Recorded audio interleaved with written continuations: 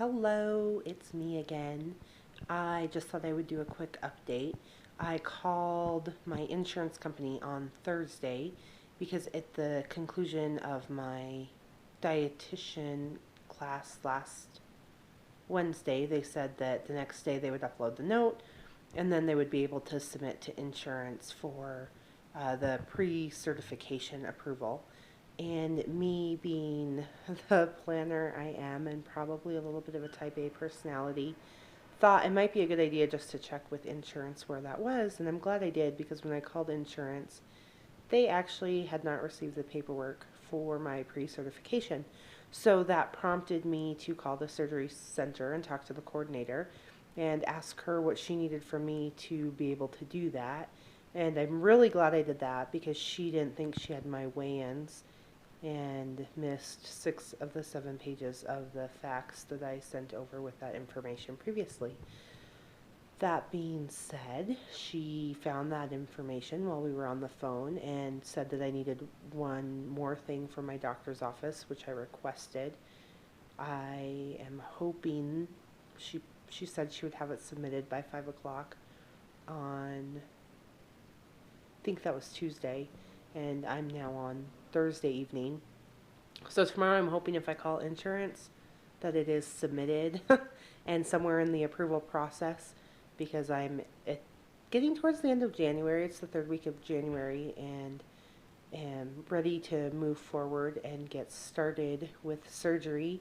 I'm at a point where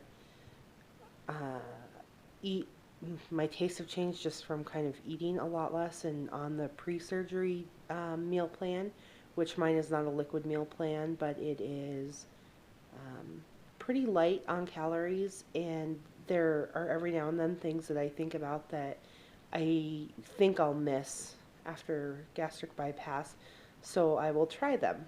For example, I decided I would have a soft pretzel because I've really been craving that, and it just wasn't, I don't know, it just wasn't that good.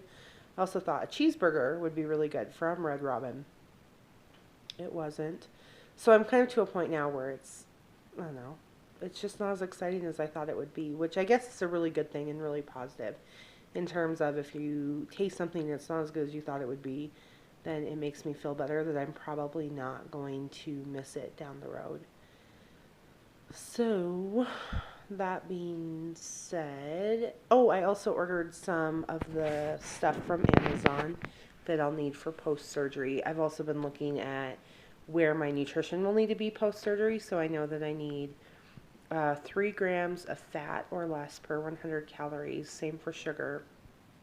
And looking at the foods I have in my house and what I've been eating to see how closely they line up and what I should go ahead and finish or get rid of between now and then so that when surgery happens, the stuff in my home is all food that will not cause the dumping syndrome that everybody is wary of, and it's kind of a bonus benefit of gastric bypass because it keeps you restricted as you move forward in the process. So that's not necessarily a negative thing.